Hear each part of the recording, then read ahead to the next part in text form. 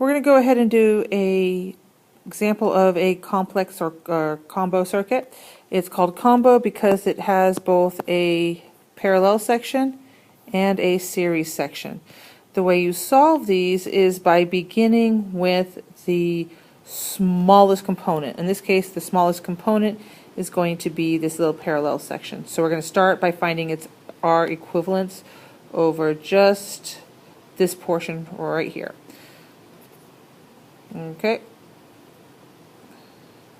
So that's going to be our first one. So we're going to do R equivalence is equal to 1 over 40 plus 1 over 35.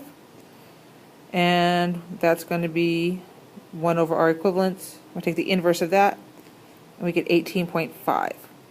Okay? So if that's 18.5, give me a second. I want to just erase some stuff right here.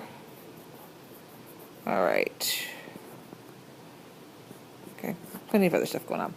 All right, so now that we have that, we can go ahead and, it's like basically what we did was they simplified the circuit down instead of a complex.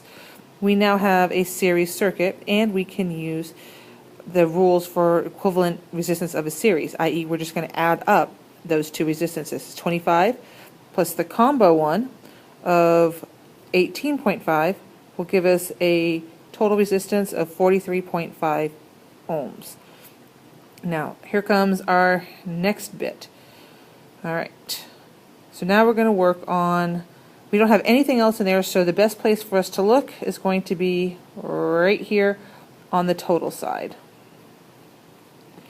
So we're going to use the idea of the series circuit that I just pointed to, and because in the series circuit, the rule is that the current is the same everywhere on a series circuit, so we're going to use Kirchhoff's loop rule, which is what we just started with up here. Okay, so we've got our battery voltage minus our two voltage drops is going to be equal to 0. So it's 40, and that comes together, it's 40 minus 43.5I, and there we go. Our total current is going to be 0.92 amps. So if that's 0.92 amps, again, throughout the entire circuit, every place it's 0.92 over the 25 ohm resistor, over the 40 volts, and over the 18.5. Okay, and again, that is because in series, current in series will be constant. So the current over the series is constant, but when it hits this junction here, it's going to split, and we don't know what those two values are. Okay. So if we don't know what those two are, where else can we work from? We can work from resistor 1, where we have two variables, the I and the R, the current and the resistance. So that'll be our next step.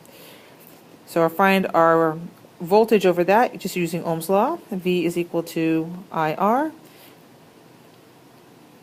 Okay. And there we go. Okay.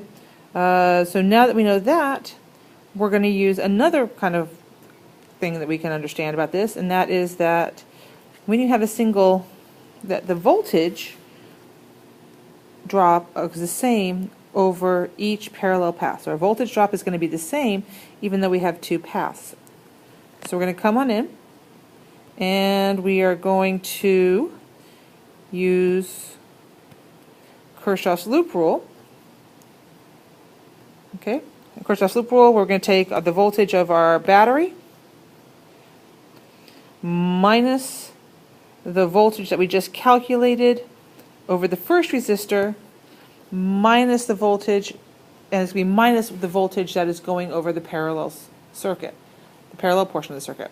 Again, the parallel portion is going to be the same voltage in each one. So it looks like what we have here, 40 minus 22.9 minus some unknown voltage. That becomes, solve for V23, V23, and that gives us 17.1. If you're wondering what that 2.3 was, that's basically me saying the voltage over R2 and the voltage over R3. So both of those are going to be 17.1.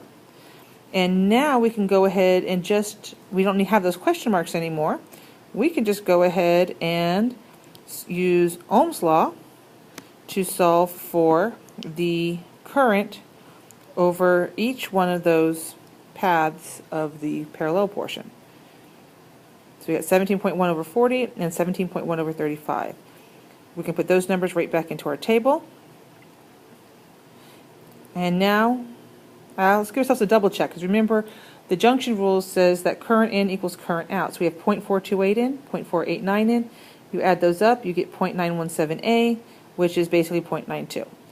So now we just need to use P equals IV to find all of the individual powers. So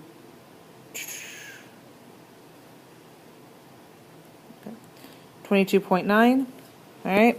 Sorry, there's a bit of a rounding there. If you're wondering what happened, that 22.9 rounds up to a 23. We're going to go ahead, we're going to keep working from there. Now we have over the first resistor, the 25 ohm, 40 ohm, and 35 ohm. Now to find the total resistance, we can do it one of two ways. We can take the P total is the current times the voltage total, or we can take P total is equal to P1 plus P2 plus P3. I'll show you both ways. So 40 times 0.92 is 36.8, or we can just add up the numbers we have there, and we end up with 36.8 each way we do it. So every time we do one of these, it's going to be a little bit different, but this is essentially the same path. You just start somewhere, generally around equivalent resistance, and you just keep going wherever you have the information. Good luck.